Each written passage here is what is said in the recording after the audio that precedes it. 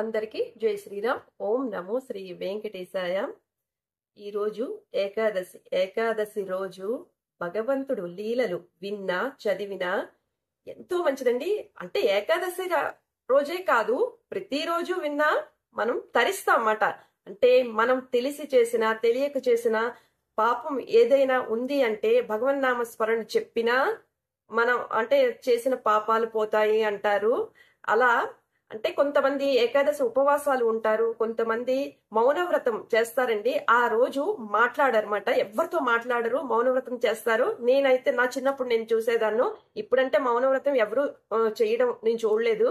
అయితే ఆ రోజు తప్పుడు మాట రాకూడదు అన్నట్టు అప్పుడు అలా ఆ రోజుల్లో అలా ఉండేవారన్నమాట. నా చిన్నప్పుడు నేను చూసేది. అయితే ఇప్పటికి అంటే ఇప్పుడు అయితే మాత్రం నేను ఎవరిని మౌనవ్రతం అన్ని చూడలేదు. కానీ ఉపవాసాలు అంటే ఉండగలిగిన వాళ్ళు ఉంటున్నారు, లేకపోతే లేదన్నమాట. అంటే లేని వాళ్ళు చెయ్యవసరం లేదు. కనీసం భగవంతుడు లీలలు విన్నా, భగవంతుడు కోసం ఏవైనా భారతం గాని, రామాయణం గాని, భగవద్గీత గాని ఏదో ఒకటి చదివినా మనం తెలియక చేసిన పాపాలు, తెలిసి చేసిన పాపాలు కూడా పోతాయని నేనైతే నమ్ముతానండి.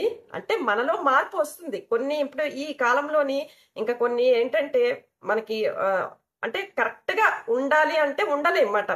ఏదో ఒకటి అంటే మనకి కోపం తెప్పించేది ఏదో ఒకటి కనిపిస్తూ ఉంటుంది. అలాగా గబుకున నోరు కూడా జారిపోతాం కదా, అది తప్పే. ఇది కొంతైనా పోతుంది కదా అని చెప్పేసి భగవంతుడు లీలలు మనం చదివినా విన్నా బాగుంటుంది కదా అని ఈ రోజు అయితే మీకు బృందావనంలోని నిజంగా జరిగిన సంఘటన, శ్రీకృష్ణుడు లీలన్నది ఈ వీడియోలో నేను చెప్తాను. ఫుల్ గా చూడండి, నచ్చితే మాత్రం లైక్ చేయండి. బృందావనంలోని నిజంగా జరిగిన సంఘటన అండి. బృందావనంలోనే ఒక పండితుడు ఉండేవాడనమాట. వాళ్ళ ఇంటి ముందు ఒక అరుగులు లా ఉంటే అక్కడ కూర్చొని నిత్యము భక్తులకు పురాణం వినిపిస్తూ ఉండేవాడనమాట. అయితే క్రమం తప్పకుండా భక్తితో ఆయన చెప్పేవారు. ఆ భక్తులు కూడా అలాగే చాలా శ్రద్ధగా వినేవారన్నమాట. ఆ భక్తుల దగ్గర ఈయన ఏమీ ఆశించేవారు కాదు. అలా రోజు చెప్తునేవారు. ఇలా పురాణం చెప్తూ ఉండేటప్పుడు మధ్యలో ఆపేసి లోపలికి వెళ్ళేవారట. లోపలికి వెళ్ళి మా అబ్బాయికి స్నానం చేయించాలి అని అనేవారంట. మళ్ళా కొద్దిసేపు చెప్పేవారు, మళ్ళా వెళ్ళేవారు. మా అబ్బాయికి భోజనం పెట్టాలి, లేకపోతే మా అబ్బాయికి అన్నం తినిపించాలి, మా అబ్బాయికి పడుకోబెట్టాలి అని చెప్పేవారు. పురాణం చెప్తూ మధ్యలో ఆపి లోపలికి వెళ్ళేవారు అన్నమాట. అయితే ఈ భక్తులు అనుకునేవారు, అంటే ఆ ఇంట్లో పిల్లవాడు అలికిడి కూడా ఉండేది కాదంట. కానీ ఈయన వెళ్ళి వస్తుండేవారు అన్నమాట. ఇదే చెప్పి వెళ్ళొస్తూ ఉండేవారు. ఇలా కొన్ని ఏళ్ళు గడిచేయమాట. ఈయన పురాణం చెప్పడం, ఈ భక్తులు వినడం కొన్ని సంవత్సరాలు గడిచింది. ఒకరోజు ఆయన దేహం విడిచారన్నమాట. అప్పుడు అయ్యో అంటే ఆ గ్రామస్తులు అందరూ చాలా బాధపడ్డారు. అయ్యో ఎంత మంచివాడు, ఎంతో భక్తి శ్రద్ధలతో ఎవరిని ఏది అడగకుండా అద్భుతంగా ఈ భగవత్ కథలు వినిపించేవాడు, మనల్ని తరింపచేశాడు, మళ్ళా ఇంతటి గొప్ప వ్యక్తి ఉంటారా అని చెప్పేసి ఆ గ్రామస్తులందరూ బాధపడ్డారన్నమాట.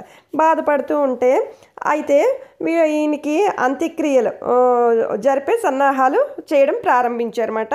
ప్రారంభిస్తే ఈలోపు ఈయన పురాణం చెప్పేటప్పుడు మా అబ్బాయికి స్నానం చేయించాలి అని చెప్పి లోపలికి వెళ్ళారు కదా. అలాగే వీళ్ళు గ్రామస్తులు కూడా వాళ్ళ ఇంటి లోపలికి వెళ్ళారంట. వాళ్ళ అబ్బాయి ఎవరైనా ఏంటి అసలు లోపల ఏముంది అని చూడ్డానికి వెళ్తే అక్కడ ఎవరూ లేరన్నమాట. ఎవరూ లేకపోతే వీళ్ళు బయటకు వచ్చేసారు.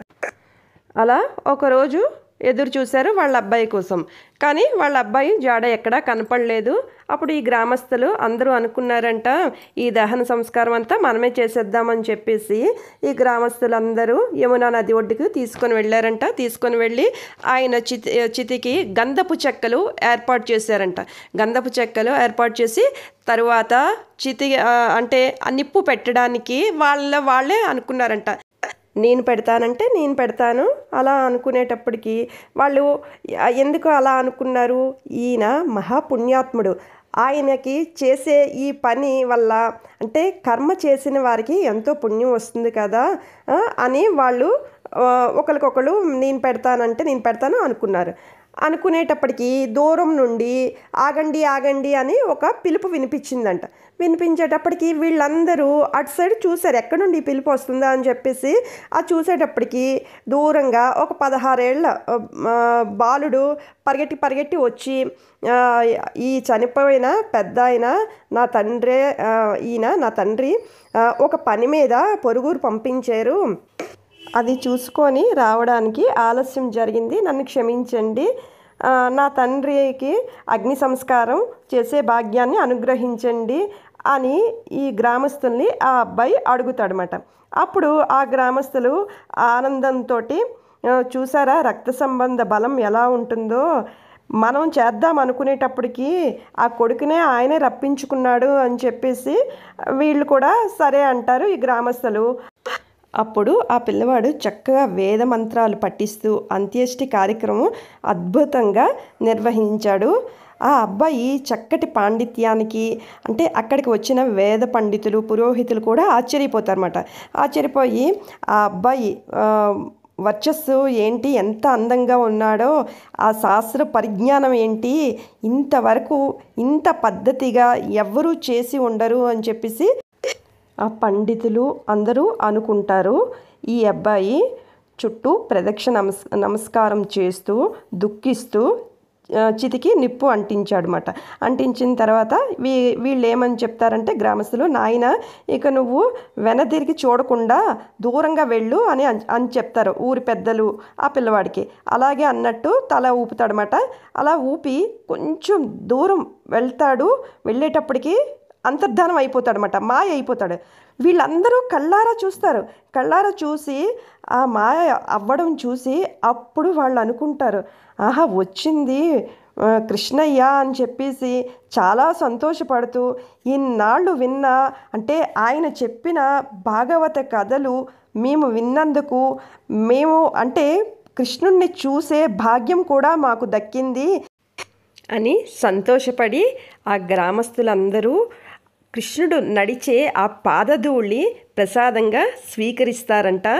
ఇప్పటికీ బృందావనంలోని ఆ గ్రామములో ఆ ప్రదేశంలో పూజలు అన్నీ అవుతాయంట ఇప్పటికీ కూడాను. ఇది ఇవాల్టి శ్రీకృష్ణుడి లీల ఏకాదశి కదండి, అందుకు నేను ఈ వీడియో చేస్తున్నాను. Thank you.